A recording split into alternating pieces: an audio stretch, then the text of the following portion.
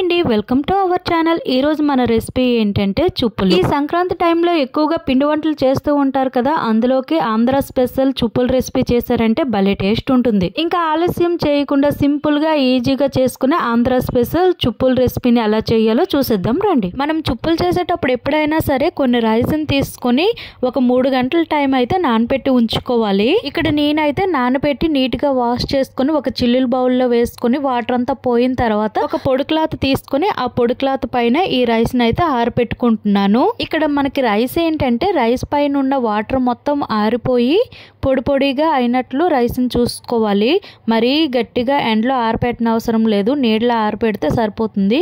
ఇక్కడ నాకైతే రైస్ మొత్తం ఆరిపోయాయి కదా, ఇప్పుడు ఏం చేయాలంటే ఒక మిక్సీ జార్ తీసుకొని మెత్తని పిండిలా అయితే ప్రిపేర్ చేసుకోవాలి. ఈ పిండిని ఏమంటారు అంటే తడి బియ్య పిండి అని అంటారు. ఈ చుప్పులు అనేవి తడి బియ్య పిండితోని చేస్తేనే మనకి క్రిస్పీగా చాలా టేస్టీగా వస్తాయి అన్నమాట. ఇక్కడ మనకి పిండి అయితే ప్రిపేర్ అయింది కదా, ఇప్పుడు ఏం చేయాలంటే ఒక మెత్తటి పిండి జల్లెడ తీసుకొని ఆ జల్లెడతో ఈ పిండిని అంతటిని కూడా జల్లించుకోవాలి. ఇక్కడ మనకి బియ్య పిండి అయితే రెడీ అయింది కదా, ఇప్పుడు ఏం చేయాలంటే ఒక 2 టేబుల్ స్పూన్ల దాకా వాము, అలానే ఒక చిన్న టీ గ్లాస్ తో గ్లాసుడు నువ్వులు వేసుకొని ఈ పిండిని అంతటిని కూడా కలుపుకున్న తర్వాత ఇప్పుడు ఒక లోటాతో వాటర్ తీసుకొని అందులో కొంచెం సాల్ట్ వేసుకొని కలుపుకోవాలి. ఇలా కలుపుకున్న తర్వాత ఈ పిండిలో కొంచెం కొంచెం వాటర్ వేసుకుంటూ కలుపుకుంటే మనకి ఏమవుతుందంటే ఈ పిండి అంతటికి కూడా మనకి సాల్ట్ అనేది బాగా పడుతుంది అన్నమాట. ఇలా కలుపుకున్న తర్వాత ఒక్కసారి టేస్ట్ చూసి ఏమైనా సాల్ట్ సరిపోకపోతే ఇంకొంచెం వాటర్ లో సాల్ట్ వేసుకొని మళ్ళీ కలుపుకోవాలి. ఇలానే పిండిని అంతటిని కూడా కలుపుకొని మరీ పల్చగా కాకుండా మరీ గట్టిగా కాకుండా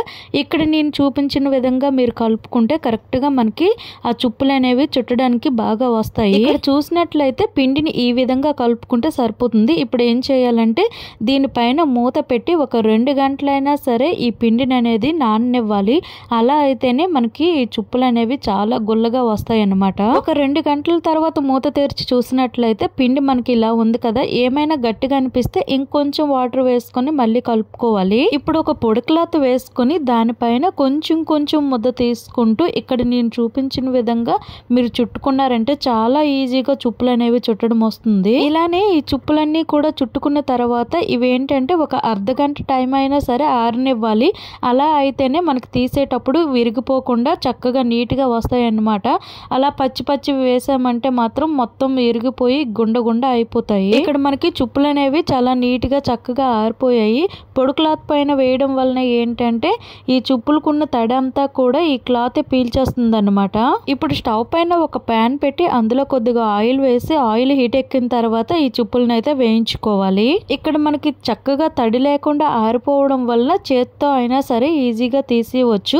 ఇప్పుడు ఏంటంటే ఒక్కొక్కటిగా వేసుకొని ఒకవైపు బాగా వేగినాక మరో వైపుకి అయితే తిప్పుకోవాలి. అలా కాకుండా వెంటనే తిరిగేస్తే మాత్రం విరిగిపోయే ఛాన్స్ అయితే ఉంది. ఇక్కడ మనకి కలర్ అయితే మారాయి కదా, ఇప్పుడు ఏం చేయాలంటే ఒక్కొక్కటిగా వేరే వైపుకి అయితే తీసుకొని బాగా వేగనివ్వాలి. ఇక్కడ మనకి చుప్పులు అయితే చాలా చక్కగా నీట్ గా వేగాయి కదా, ఇప్పుడు ఏంటంటే ఒక్కొక్కటిగా తీసుకొని ఒక బౌల్లోకి అయితే వేసుకోవాలి.